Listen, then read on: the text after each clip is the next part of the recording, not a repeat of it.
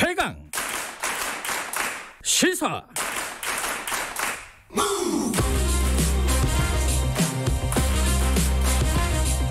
지금 여러분께서는 김경래 기자의 최강 시사를 듣고 계십니다. 네, 앞서 말씀드렸듯이 코로나19 바이러스 정말 빠르게 확산되고 있습니다. 좀 무서울 정도인데요. 지금 신도들에게 광복절 집회 참가를 독려한 사랑제일교회 전광훈 목사에 대해서 여당이나 이쪽에서 강하게 비판을 하고 있습니다. 이런 가운데 김기현 미래통합당 의원이 어제 이 방역 책임을 보수 세력한테 전가할 거냐 이런 식의 주장을 했습니다. 이게 어떤 뜻인지 직접 연결해서 말씀을 좀 들어보겠습니다. 김기현 의원님 나와 계시죠? 안녕하세요. 네, 반갑습니다. 김기현입니다. 방역 실패를 보수 세력에게 전가할 것이냐, 이게 어떤 취지로 말씀하신 내용인지 좀 정확하게 설명을 해주세요. 그 전광훈 목사 그분이 네. 8.15 광복절 집회를 하는 과정에서 네. 부적절한 처신을 한 것 같고요. 네. 그래서 코로나 확진자로 이제 판명까지 된 마당에 그로 인해서 많은 지금 감염자가 우려되는 그런 상황이어서 그 점에 대한 책임을 물어야 되는 것.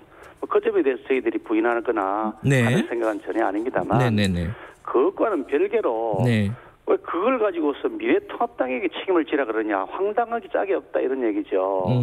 아니 그걸 가지고 어저께도 제가 서른 의원하고 라디오에서 인터뷰를 했는데 미래통합당하고 책임지라는 거예요. 그래서 황당하기 짝이 없다.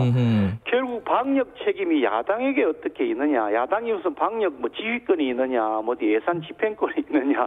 아니 야당은 방역에 적극 협조하고 있는 마당인데. 네네. 그걸 덮어 씌워서 야당에게 프레임을 씌우려 한다. 예. 아니 이 코로나 이슈를 가지고 정치적으로 이용하려 하느냐. 네네. 참 웃기는 분들이다. 그런 생각을 가지고 있죠. 근데 이제 한편에서 보면요, 지금 그 8.15 광복절 집회 때, 보수 세력의 집회 때 홍문표 의원이 당장 현역 의원으로서 참석을 했고, 김진태 전 의원, 민경욱 전 의원, 유정복 전 시장 등등이 참석을 한 걸 보면은 미래통합당 쪽에서 조직적으로는 아니지만은 어쨌든 인사들이 적극적으로 참여한 부분들이 있어요. 이 부분에 대한 어떤 사과라든지 이런 부분은 필요한 거 아니냐? 이런 얘기를 하는 것 같아요. 이거 어떻게 생각하십니까? 어제 8.15 있었던 광복절 행사는 네. 두 군데 그 지점에서 네. 할 수 있도록 법원의 허가를 받은 적법한 집회입니다. 예. 그리고 자유민주주의 국가에서 표현의 자유는 누구에게 다 보장돼 있는 것이고요. 예. 대통령이 잘못해서 나라가 지금 엉망이다. 네네. 지금 그냥 그 경제가 폭망하고 있다. 부동산은 심각한 상황에 놓여 있다.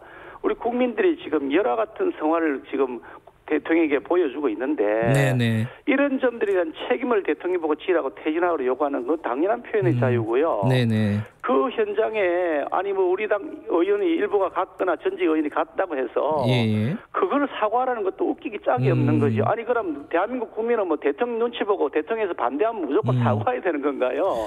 그거는 코로나 무슨 확산 집회도 아니고 예. 적법한 허가를 받은 집회에 참석한 것인데 그 참석자 중에서 연설을 한 전광훈 목사란 분이 부적절한 처신을 한 것 때문에 논란이 된 건데 네네. 그걸 야당에게 책임을 지운다 그러니까 이야말로 정말 코로나를 가지고서 또 선거에 혹은 정치 이용하려는 것이다. 제발 그런 나쁜 시도 좀 버렸으면 좋겠다는 게 제 생각입니다. 네, 저도 표현의 자유는 분명히 보장돼야 된다고 생각은 하는데 지금 상황에서 대규모 집회, 특히 이제 그 법원에서 그 허가를 내준 것도 사실 100명 이런 식으로 소규모로 허가를 내준 거잖아요. 이런 대규모 집회 자체는 부적절하다. 더군다나 사랑제일교회 같은 경우에는 확진자들이 이미 나와 있었던 상황이고 10여 명이 나와 있었던 상황에서 이런 대규모 집회를 여는 것은 다른 방식으로 할 수 있는데 왜 꼭 집회를 해야 되느냐 이 얘기거든요. 국민들 입장에서는 불안하잖아요, 이게 좀. 그런데 한번 생각해 보시죠. 그렇게 하면 코로나가 만연하고 있었던 때 네네. 박원순 전 시장에 대한 서울특별시장 그 장례 의식도 매우 부적절했지만 수만 명을 운집시켜서 그렇게 했던 것에 대해서 책임을 왜 안 묻나요?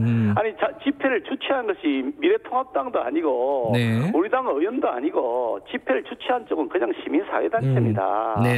그 시민사회단체 행사에 우리 당 전직 의원이나 혹은 뭐 현역 의원 한 분이 참석했다고 해가지고 네. 그걸 가지고서 야당이 무슨 뭐 방역 책임 있는 것처럼 하니 황당하기 짝이 없다. 그럴 것 네. 같으면 박원순 전 시장 장례식에 참석한 이해찬부터 책임을 물어라. 네. 서정엽 서울시장 직무대행 당장 책임을 물어서 구속시켜라. 그게 올바른 것 아니겠어요? 아니 참석한 사람에게 뭘 그렇게 덮어 씌우려고 안달인지 모르겠어요. 예. 그런데 그 얘기는 여기까지 듣고요. 그 다음에 이제 전광훈 목사 같은 경우에는요. 지금 상해죄, 이게 신천지 전례가 있지 않습니까? 이게 처벌을 해야 된다. 이 확진 판정 자가진단, 자가격리 통보를 받고 나서도 이제 집회에 참석했다 이렇게 방역당국은 얘기하고 있지 않습니까? 이런 부분에 대해서는 책임을 반드시 물어야 된다 이런 입장이던데 어떻게 생각하십니까 이 부분은? 그래서 그 부분에 대해서도 뭐 사실관계에 대해서 서로 다툼이 있는 것 같더라고요. 네. 제가 보도된 걸 보니까 네. 정광훈 목사 측에서는 자가격리 대상이라고 통보받은 것도 연설을 마친 후다 이렇게 설명했다 그러는데 뭐 제가 정광훈의 대변인도 아니고 그 조사할 입장도 아니니까 누굴 대변하고 뭐 그럴 일은 아니지만 사실관계에 따라 책임이 있으면 책임 있는 사람은 당연히 그 법적인 책임을 물어야죠. 뭐 그걸 누가 부인하겠습니까? 지금 보석 상태잖아요, 전 목사가. 예, 그런 걸 알고 있습니다. 보석 취소해야 된다 이런 여론들이 좀 있어요. 청와대 청원도 그렇고 어떻게 생각하세요 이 부분은? 보석을 취소하고 말고 보석을 허가하고 말고는 법원의 판사의 권한 사항입니다. 네네. 정치권이 나서서 누구를 구속해라, 누구를 석방해라, 누구를 실형을 보내라, 누구를 무죄를 선고해라. 이렇게 하는 것 자체가 월권 행위인 거죠. 그런 국민적 여론이 있으면 그런 국민적 여론을 재판부가 고려해서 법적 판단을 하겠죠. 그게 자꾸 왈가왈부하는 것 자체가 넌센스다는 생각을 합니다. 알겠습니다. 다른 얘기 좀 여쭤볼게요. 지금 대통령 청와대 쪽에서 미래통합당 대표 그러니까 김정인 비대위원장과 좀 만나자, 여야 대표들과 좀 만나자라고 제안을 했는데 거절했다 이렇게 얘기를 했어요. 이게 좀 사실관계가 좀 서로 다른 것 같아요. 요청을 제대로 안 했다 이런 입장이신 건가요? 사실 대통령께서 여야 대표를 초청해서 무슨 회담을 하자 그러면 정식 의제가 무엇이냐, 그러면 언제쯤 할 거냐, 참석자는 누구냐 이런 부분들을 사전에 조금 조율도 하고 그러면서 제안을 하는 것인데 지금 언론에 보도된 바와 들은 바를 종합해 보면 최재성 정무수석이 그냥 신임 인사차 왔다가 뭐 지나가는 말로 뭐 한번 식사나 하시죠 이런 식으로 얘기한 것 같아 보이는데 그걸 가지고서 뭐 여야 대표를 초청했다, 제안했다 이렇게 얘기한다는 거는 이 최재성 이분이 뭐 정치 처음 하는 초짜도 아닌데 어이가 없어. 이 사람 정무수석 맞나는 생각이 들고요. 그런 겁니다. 여야 대표를 초청하는 것도 시기적으로 맞느냐. 지금 이해찬 대표는 한 열흘 후면 이제 임기가 끝난 분이에요. 지금 대표제로 뽑는다고 그러시는데 아니 이해찬 대표를 불러놓고서 거기에 우리 비대위원장하고 대통령 앉아서 한다면 그게 무슨 웃긴 얘기 아닙니까? 열흘 후에 그만두실 분인데. 그러니 참 황당하다. 주제를 정하는 것도 뭐 아무것도 논의한 적도 없고 참석자 범위를 어떻게 할지 형식을 어떻게 할지 논의한 것도 없으면서 한마디 지나가는 말로 식사 한번 하시죠라고 했다고 해서 그걸 제안을 거부했다고 막 기자를 통해 가서 발표를 하는 걸 보면서 이것도 또 정치적으로 이용하려는 거구나. 아니 그게 진정성을 가지고 좀 접근했으면 좋겠다. 정말로 뭘 논의를 해서 고민을 하는 그런 모습을 좀 대통령께서 보여주셨으면 좋겠다는 생각을 합니다. 알겠습니다. 미래통합당 얘기 하나 더 여쭤보면은 지금 지지율이 역전이 됐습니다. 더불어민주당을 앞서버렸어요. 이 요인 뭐라고 지금 김기현 의원께서는 분석을 하십니까? 뭐 글쎄 일반적으로 우리가 다 평가하기는 뭐 여당이 잘못한 것이다. 야당이 아직 득점할 충분한 그런 자기 여건을 안 갖췄다는 말씀 많이 하시는데 상당 부분 공감이 되는 측면이 있다고 저도 인정을 하고요.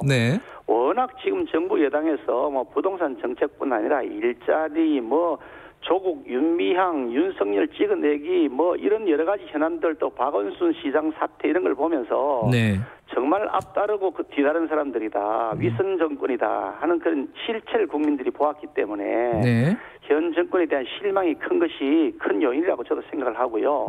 그 점에 대해서 좀 정부 여당이 좀 반성을 했으면 좋겠다 싶은데 다만 거기에 말씀 하나 드리는 것은 우리 당도 새로 재건되어서 국민들의 그런 그 사랑을 받기 위해서 진정으로 노력하고 있다. 보수당의 그 필요성에 대해서도 국민들이 인식하고 있다. 네. 그런 측면도 일부 가미된 것이다. 저는 그렇게 긍정적으로 해석을 하고 싶습니다. 그 긍정적인 뭐 어떤 미래통합당의 노력 그 중에 하나가 이제 이번에 발표한 정강정책이 아닌데 이게 지금 너무 기본소득 명문화도 그렇고 뭐 경제 민주화 뭐 등등 보수로서의 색깔보다는 좀 너무 좌클릭한 거 아니냐 이런 지적도 있지 않습니까? 그 김기현 의원께서는 어떻게 평가하십니까? 글쎄 이 정강 정책이라는 것이 망고불변의 진리가 아니지 않겠습니까? 시대적 상황에 따라서 때로는 네. 분배가 더 필요할 때가 있고 때로는 성장이 필요할 때가 있고 무조건 성장만이 최선이다, 지고지선이다, 분배만이 지고지선이다 할 수 없는 것 아니겠습니까? 그런 네. 측면에서 지금 이제 AI가 보급되기 시작했고 또 4차 산업혁명으로 인해서 일자리가 대폭 줄어드는 것이 우리 눈에 보이고 있는 것이 현실인데 네. 이 시점에서 그러면 국민들의 삶을 어떻게 지탱할 거냐 네. 그런 근본적 고민을 하지 않을 수가 없는 거죠. 그래서 시대적 상황과 여건에 맞춰서 우리 합리적 보수, 개혁적 보수도 생각을 바꿔야 될 부분들은 바꿔야 된다. 저는 그런 생각을 하고 있고요. 네. 그런 측면에서 기본소득 문제도 우리가 긍정적으로 바라봐야 된다.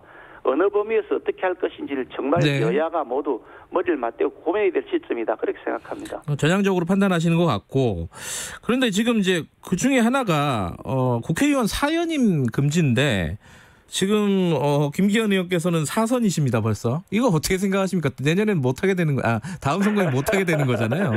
안 그래도 그런 질문들을 많이 하시죠. 주위에서. 그래서 이거는 뭐 야당 의원도 어저께 중진 의원을 만났습니다만은 여당 의원을 제가 중진 의원을 만났는데 네. 그분도 선수가 높으신 분이신데 네. 극력 반대하시더라고요. 4선 이하님 금지에. 그런데 여야의 문제는 아니라고 생각하는데 예. 저는 이 문제도 긍정적으로 접근해야 될 사안이라고 판단합니다. 긍정적으로. 예. 우리 국민들이 예. 우리 정치인들에 대해서 기본적으로 그렇게 곱지 않은 시각을 가지고 있고 이 다수는일수록 더욱더 좀 더 이게 국민들과 접근하는 데에서 좀 거리가 멀다는 인식을 갖고 있는 시점이기 때문에 때로는 무슨 충격적 여법도 좀 필요하다. 예. 특히 우리가 야당 입장인데 예. 야당이 자기 희생 없이 어떻게 전진을 하겠느냐. 예. 저는 그런 측면에서 이 문제도 긍정적으로 검토하면서 알겠습니다. 여야가 합의를 통해서 법률로 통과시킬 수 있다면 할 수 있는 것도 방법이다. 그렇게 생각합니다. 지금 김종인 위원장 체제가 출범하고 나서 평가가 괜찮은 거예요. 이렇게 이제 지지율도 올라가고 하는 거 보면은. 그런데 임기가 내년 4월까지잖아요. 이거 더 연장해야 된다. 한 대선까지 연장해야 된다.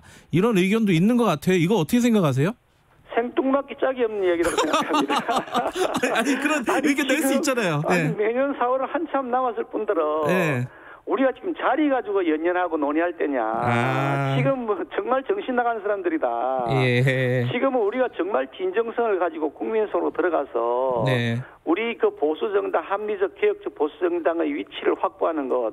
그게 전념해도 지금 될똥말똥인데 네. 지금 자리 가지고 논의한다는 게 생뚱맞기 짝이 없다. 이런 논의를 시작한다는 것 자체가 우습다. 알겠습니다. 그런 생각을 합니다. 그건 더 이상 안 물어보겠습니다. 생뚱맞은 질문이니까.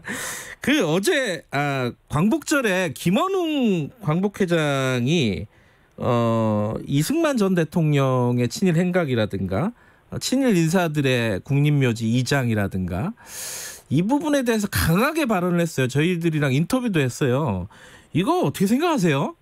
우선 그 김원웅 회장 그분이 제기하는 이슈가 있냐, 제기할 이슈냐.